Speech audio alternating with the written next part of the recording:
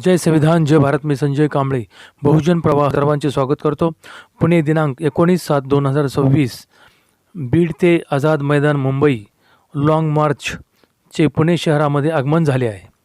Pune station येथील भारतीय राज्यघटनेचे शिल्पकार विश्वरत्न डॉक्टर बाबासाहेब आंबेडकर यांच्या पुतळ्यास लाँग मार्च समितीने पुष्पहार अर्पण केला व सर्वांनी उपवर्गीकरण RSS भाजपाने SC समाजामध्ये भांडण लावले आहे.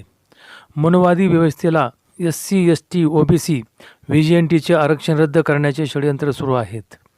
बहुजन समाजाने एकत्र येऊन मनोवादी व्यवस्था सरकार उलथवून लावले पाहिजे असा निर्धार केला पाहिजे. हे सरकार तोती आहे. जनतेच्या मतांचे अफरातफर करून बनलेले सरकार नाजायज सरकार आहे.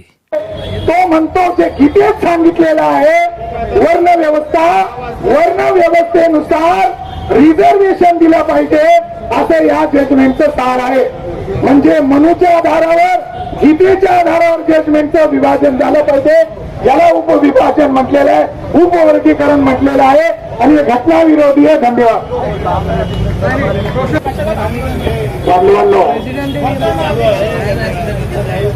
या पद्धतीने महाराष्ट्रामध्ये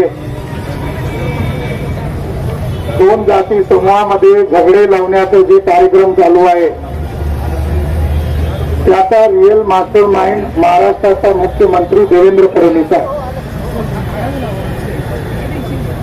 तर जो आदेश देतो तो आमचा एनिमी आहे. जो टूल म्हणून वापरला जातो तो आमचा शत्रू नाही आहे. बाबासाहेब आंबेडकरांनी 13 परिषदा मातंग लोकांच्या घेतलेल्या आहेत.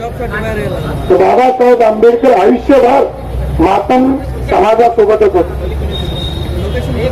1936 ला माते नावाच्या ब्राह्मणाने पुण्यामध्ये KK सकट नावाच्या एका मातंग नेत्याला प्रमोट केलं आणि त्यांनी ही जाहीर घोषणा केली. लढाई कशी लढायची, आपण कोणाशी लढायची, बाबासाहेबांपासून शिकलं पाहिजे. KK सकटनी अशी घोषणा केली की आम्ही आंबेडकरांसोबत नाही आहोत, आम्ही हिंदू धर्म त्यागणार नाही आहोत आणि आम्ही आमचा जो धर्मगुरू आहे शंकराचार्य त्याला आम्ही पुण्यात बोलवणार आहोत आणि त्याला मानपत्र देणार आहोत.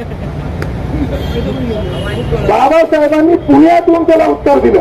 कसं उत्तर दिलं? बाबासाहेब आंबेडकर म्हणले सवर्ण हिंदू मला असा आग्रह करतात की मी हिंदू धर्म त्यागला नाही पाहिजे.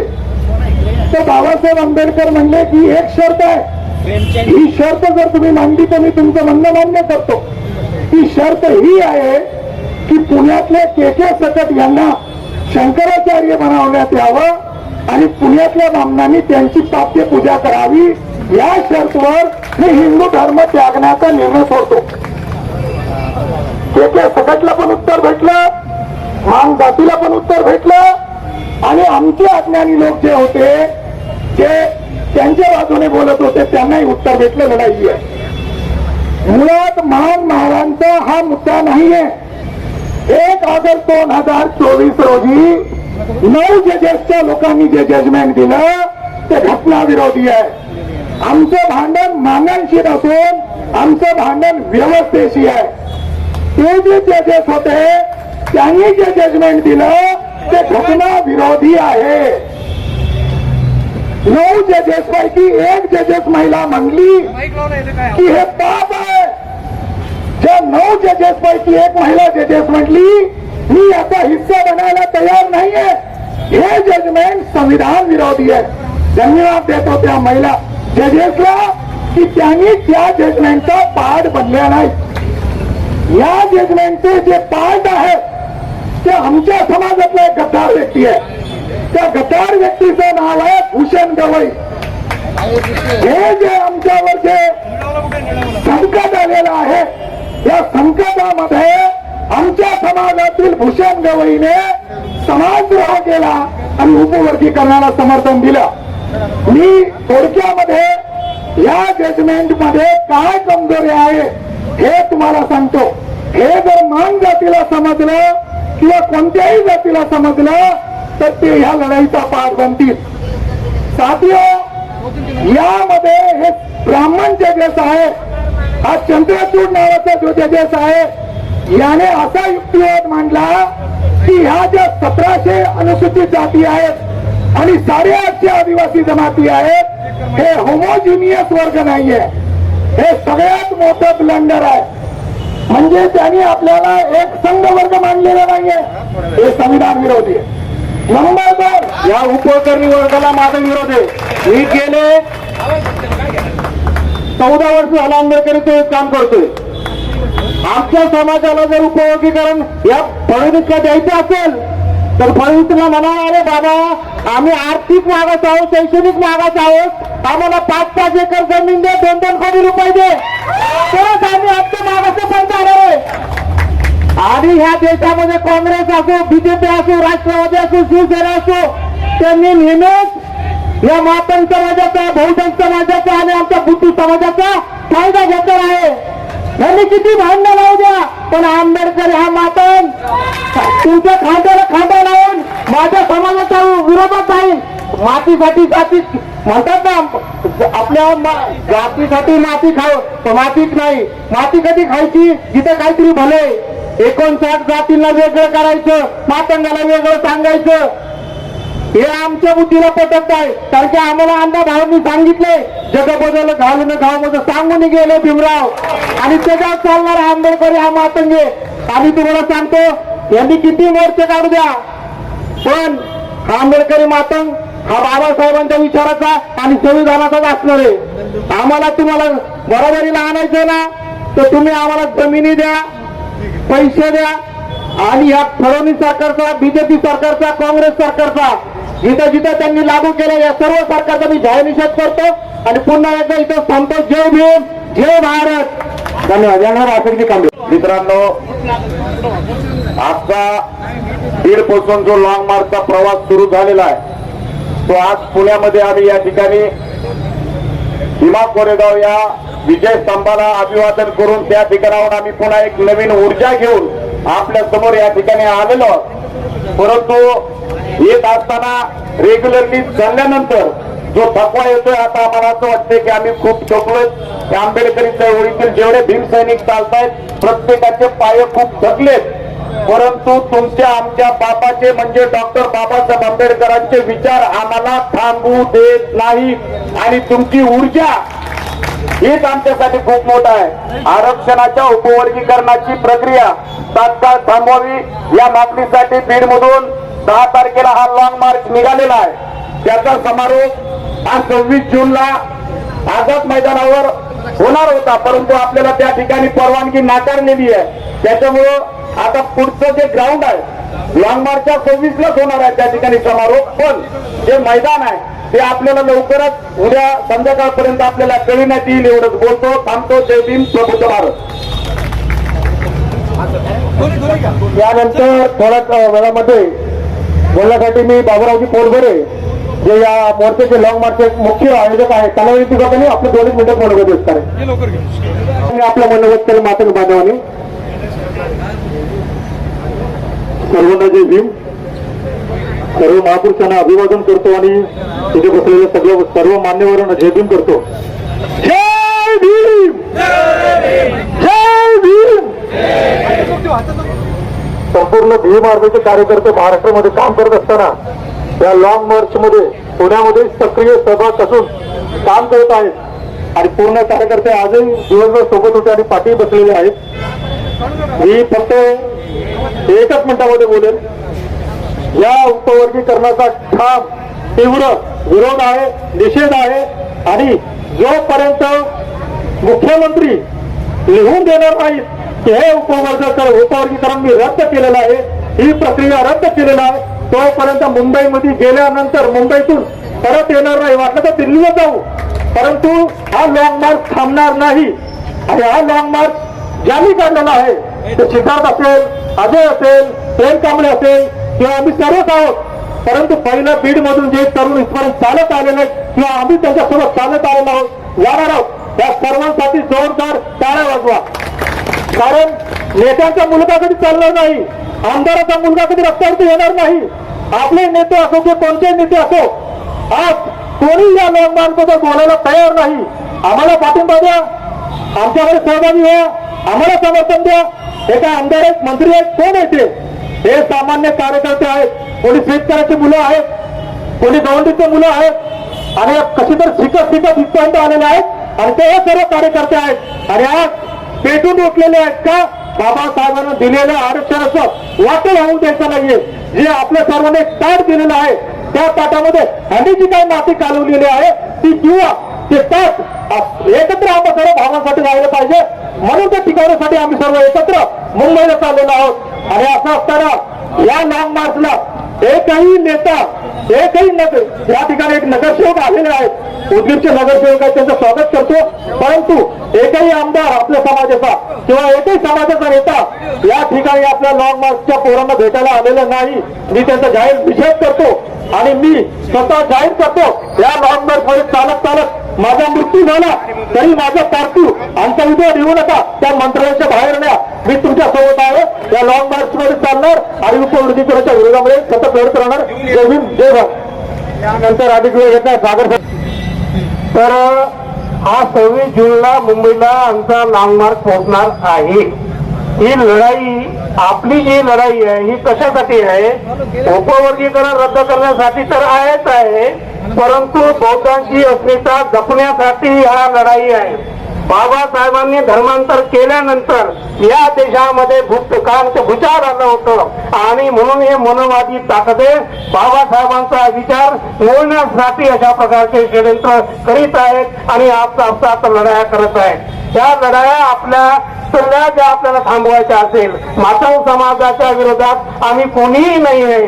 मातंग समाजाला ज्या प्रकारे उठवण्यात येत आहे की तुमचं आरक्षण महाराजांनी खाल्लेलं आहे, त्यांना अजूनही समज आलेली नाही की महाराजांनी तुमचं आरक्षण खाल्लेलं नाही. पुरा डेटा तपासा. 2027 ला अनुसूचित जातीचं वर्गीकरण काय म्हणतात त्याला जनसंख्या मोजमाप होणार आहे, त्यावेळेस तुम्हाला कळणार आहे की आरक्षण कोणाचं कोणाने खाल्लेलं आहे. हे मनोवादी सरकार सातत्याने षडयंत्र करीत आहे. उपवर्गीकरणाची जी प्रक्रिया आजच लागू केलेली नाही, बाकी इतर प्रदेशातही लागू झालेली आहे, परंतु महाराष्ट्रात ज्याला आपण म्हणतो बाबासाहेब पुरोगामी या महाराष्ट्रामध्ये हे जातीय षडयंत्र आणून पाडायचं आहे आणि हे जातीयवादी षडयंत्र आणून पाडायचं असेल. त्या लॉंग मार्चमध्ये ज्यांनी पुढाकार घेतलेला आहे ते आपले सतीशभाई आजचे पुण्याचे संयोजक आहेत. त्यांनी खूप चांगल्या प्रकारे अरेंजमेंट केलेली आहे सभेच्या बाबतीत, मी त्यांचं अभिनंदन करतो. सिद्धार्थ भाई यांनी पुढाकार घेतला, बीड पासून सातत्याने चालत आहे. अजय भाई आहे, विश्वदीप करंजीकर, भीम आर्मीचे अशोक भाई आहेत. या सर्वांचं मनपूर्वक अभिनंदन करतो. कारण माणसं किती आहेत हे नाहीये, माणसं कशा प्रकारची आहे त्यावर चळवळीचं यश अवलंबून असतो. म्हणून कोणीही समजू नये की 5-25 लोक आहे. तुम्हाला बाबासाहेबांचा कारभार हा जर पुढे न्यायचा असेल तर आपसातील मतभेद विसरा, आपसातील वैमनस्य विसरा आणि राजकीय पक्षांनी ज्या प्रकारचं आपलं काय म्हणतात आपली चळवळ नेस्तनाभूत केलेली आहे, नवं नेतृत्व आपल्याला जर पुढे आणलं तर आपण आपली चळवळ नव्याने उभी करू शकतो आणि यात ती गरज आहे. हा कुठल्याही जातीच्या विरोधात लढा नाहीये, हा शासनाच्या विरोधात लढा आहे. शासनाने बीडवरनं निघलेल्या पायी मोर्चाची दखल आतापर्यंत घेतली पाहिजे होती, तर शासनाने ती घेतली नाहीये. आणि काही जे आरएसएसचे दलाल आहेत भरले त्यांना तो फडणवीस तिथं बोलवतो, मिटिंग करतो आणि म्हणतो वर्गीकरण मी करून टाकेल. अरे भरवांना तुम्हाला आमचं चाललंय, 500 महाराजांची औलाद आहोत आम्ही. ज्या भीमा कोरेगावची लढाई आम्ही केली तर 500 महाराजांची आम्ही औलाद आहोत. त्यावेळी जी क्रांती करून दाखवली, आज ही क्रांती करून दाखवल. अनुसूचित जातीचं तेढ निर्माण करण्याचा जर प्रयत्न फडणवीस सरकारने केला तर या महाराजांची आहे, लक्षात ठेवा. आता हातात जरी पेन असेल तरी तलवारी आम्ही विसरलेलो नाहीये. त्यामुळे माझं साईन आहे. अनेक वक्ते या ठिकाणी बोलण्यासारखं भरपूर आहे. मी या ठिकाणी एकच सांगतो की जीव गेला तरी चालेल, पण उपवर्गीकरण यातील भीमसेने होऊन देणार नाहीये. आणि याची दखल मी पोलिसांना सांगतो, तुमचा याला रिपोर्ट आहे, तुम्ही रिपोर्ट करा की आंबेडकरी जनता आपण बघतोय. काल परभणी झालं, लॉंग मार्च आलं, 26 जूनला हा लॉंग मार्च मुंबईत पोहोचणार आहे. त्या ठिकाणी मोर्चा आणि 30 तारखेला आंबेडकर घराण्याचे आनंद आंबेडकर, भीमराव आंबेडकर यांचा देखील एक खडक मोर्चा सर्व पक्षी त्या ठिकाणी येणार आहे. तर आपण 26 जूनला त्याचप्रमाणे 30 जूनला मोठ्या संख्येने या उपमार्गांना विरोध दर्शवण्यासाठी एकत्र येऊन दोन्ही मोर्चांना आपण सहभागी होय एवढी आपल्या सर्वांना विनंती करतो. जय भीम, जय बुद्ध, जय भारत. धन्यवाद. यानंतर विचारवंत मी सर्वांचे नाव घेणार नाही. मी एकच गोष्ट सांगू इच्छितोय की आपली लढाई कोणा एका जातीच्या विरोधात नाही. या सरकारनं जाणीवपूर्वक जातीमध्ये भांडण लावण्याचं काम केलंय. म्हणून माझं सरकारला म्हणणं या सरकारला लबाड लांडगे ढोंग करताय, लबाड लांडगे ढोंग करताय आणि उपवर्गीकरणाचं सोंग करताय. ते सोंग आपल्याला खतम करायचं आहे. याच्यासाठी आमचा लॉंग मार्च आहे. दुसरा एक महत्वाचा मुद्दा मी सांगू इच्छितोय. अज्ञानी लोकांना बोलू द्या. जे अज्ञानी असतील त्यांना जे बोलायचं ते बोलू द्या. बाबासाहेबांनी आम्हाला सांगितलंय त्यांच्यातलं ज्ञान संपवून टाकण्याचं काम आपल्याला. विश्वरत्न परमपूज्य बोधिसत्व डॉक्टर बाबासाहेब आंबेडकर आणि या मानवमुक्तीच्या लढ्यामध्ये लढलेले सर्व महामानव महामाता यांना वंदन करतो आणि पुण्याच्या नगरीला क्रांतिकारी जय भीम करतो. मनुस्मृतीनं आपल्यावर संपत्ती धारण करण्याचा अधिकार नाकारला, जमीन धारण करण्याचा अधिकार नाकारला, ज्या साधनांच्या आधारावर व्यवसाय निर्माण करता येतो तो अधिकार नाकारला, जगण्याचा अधिकार नाकारला. फक्त आणि फक्त 24 तास बिनपगारी सेवा करण्याची आपल्याला आज्ञा देण्यात आली. भारत जेव्हा स्वतंत्र होत होता तेव्हा विश्वरत्न परमपूज्य डॉक्टर बाबासाहेब आंबेडकरांनी संविधान लिहित असताना, भारत निर्माण होत असताना या स्वातंत्र्याचे 3 हक्कदार होते, हिंदू, मुस्लिम आणि अस्पृश्य. मुस्लिमांना काय मिळालं? 3 लाख स्क्वेअर किलोमीटरचा भूप्रदेश मिळाला. झेलम, रावी, चिनाब, सतलज या सुपीक गाळाचा प्रदेश असलेला, नद्या असलेला प्रदेश मिळाला. 52 कोटी रुपये मिळाले. हिंदूंना काय मिळालं? 32,87,263 स्क्वेअर किलोमीटरचा भारत मिळाला. हजारो नद्या मिळाल्या, विविध संसाधन मिळाले, इंग्रजांनी सोडलेले व्यवसाय मिळाले. अस्पृश्यांना काय मिळालं? माझा प्रश्न आहे तुम्हाला, अस्पृश्यांना काय मिळालं? बाबासाहेबांनी झगडून संविधानाच्या माध्यमातून जे काही देता आलं ते दिलं. बाबासाहेबांचं अपूर्ण कार्य राहिलेलं आहे. व्हॉल्यूम वाचा, व्हॉल्यूम मधून कळेल की बाबासाहेबांना आपल्याला काय द्यायचं होतं, आज आपल्याकडे काय आहे आणि आपल्याकडून काय हिरावून घेतलं जातंय. मग आरक्षण वर्गीकरण काय, पदोन्नती आरक्षण काय, लाडकी बहीण काय, स्कॉलरशिप काय, घरकुल काय, बाकी सगळं काय. आपल्याला जे पाहिजे ते देत नाहीयेत. मग आता खेळ बदलणार की त्यांनी दिलेल्या अत्याचार रडत बसणार? माझा सगळ्यांना एवढाच प्रश्न आहे. आणि म्हणून या सगळ्यांनी केलेला जो अन्याय, अत्याचार, ऐतिहासिक भरपाई जोपर्यंत होत नाही त्याची भरपाई करण्यासाठी आम्ही मुंबईला निघालोय. आणि भरपाई जर करायची असेल तर मुंबई बंद करावं लागेल, विधिमंडळ बंद करावं लागेल, मंत्रालय बंद करावं लागेल, सरकार बंद करावं लागेल आणि दळणवळण बंद करावं लागेल. आणि जर तुमच्यात हिंमत नसेल तर सांगून द्या, आम्ही आमच्या जीवावर खेळून हे सगळं तुमच्या समोर आणून ठेवू.